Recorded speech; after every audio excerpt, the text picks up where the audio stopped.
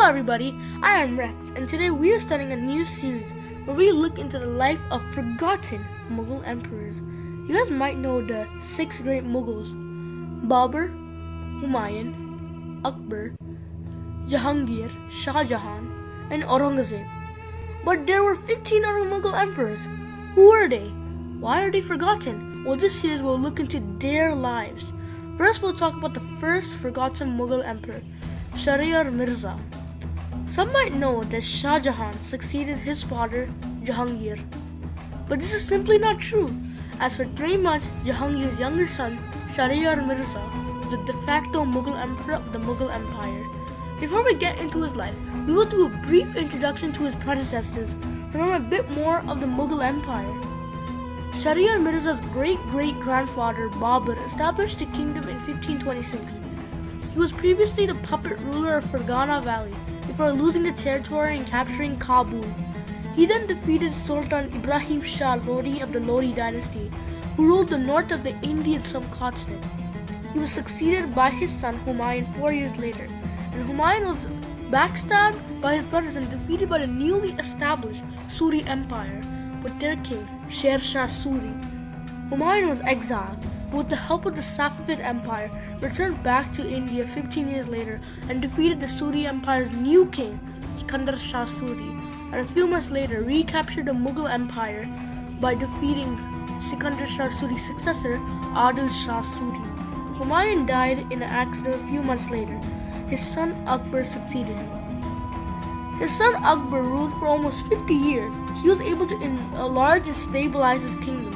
He was the reason to the Mughal Empire's fame and glory. Nowadays, Akbar is now called Akbar the Great. His son Jahangir succeeded him in 1605 after Akbar died of dynasty. Now we'll get into the life of Shahryar. Shahryar was the youngest son of Jahangir with his second wife, Jagat Gosain, who was also the mother of Shah Jahan. Shahryar Mirza was born on January 16, 1605. He was born a few months before his grandfather, Emperor Akbar, died. Shahryar Mirza's birth name was Salif-ud-Din Muhammad Shahryar. Not much is known about him, especially his childhood and adolescent years. What we do know is that during his father's early reign, Jahangir was challenged by his eldest son, Khusro Mirza, for succession. But Khusro was partially blinded, which ended his campaign. This paved the way for Jahangir's second eldest son, Khurram, to be the next emperor. Khurram was his father's favorite, gained his respect as Khurram captured land for the Mughal Empire. Jahangir was already seriously weak and ill by the early 1620s, as he was influenced by opium and alcohol. It is said his hands trembled, and he could barely pick up stuff. During this time, his most influential wife and empress consort of the empire, Nur Jahan, wanted to continue to have power even after her husband's death. Nur Jahan would basically rule the kingdom during Jahangir's illness. She would realize she would have no power if Khurram succeeded Jahangir. Jahangir even gave Khurram the title or name Shah Jahan. She started preparing another of Jahangir's sons to succeed him, someone who she could influence more, someone she knew wasn't really capable of ruling, but she could take more of the responsibilities. That someone was Shahryar Mirza. Being the stepmother of him, she got him married to her daughter in a previous marriage. Shahryar married Mihar-un-Nisa Begum, who was Nur Jahan's biological daughter, in 1621. Nur Jahan requested Shahryar get the city of Dolpur from Jahangir, something that Shah Jahan wanted. At one point, Jahangir was so ill that it looked like his death was near. Nur Jahan, realizing this, convinced Jahangir to send Shah Jahan to lead a campaign in the Deccan region. Shah Jahan knew that his father could die, and he could have some problem succeeding his father if he was away from the capital of Agra. And so, Shah Jahan asked for the blind Khusro, as Shah Jahan believed Khusro was the only other person who could succeed Jahangir. Shah Jahan, scared he might not succeed his father, killed Khusro. Surprisingly, Jahangir recovered and asked about Khusro's death.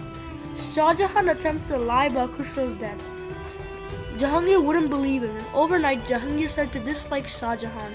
In 1625, Jahangir appointed Shahryar as the governor of Tata.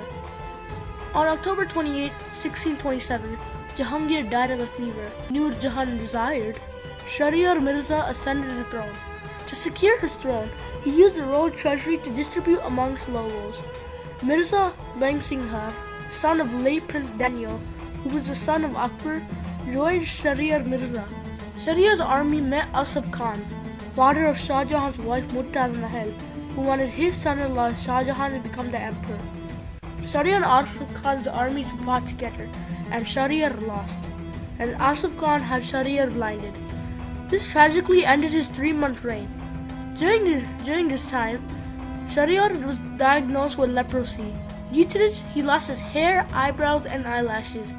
When Shah Jahan was officially coronated king, Shahryar Mirza, alongside Prince Daniel, Akbar's other son, children, were executed by Shah Jahan's father-in-law, Asaf Khan.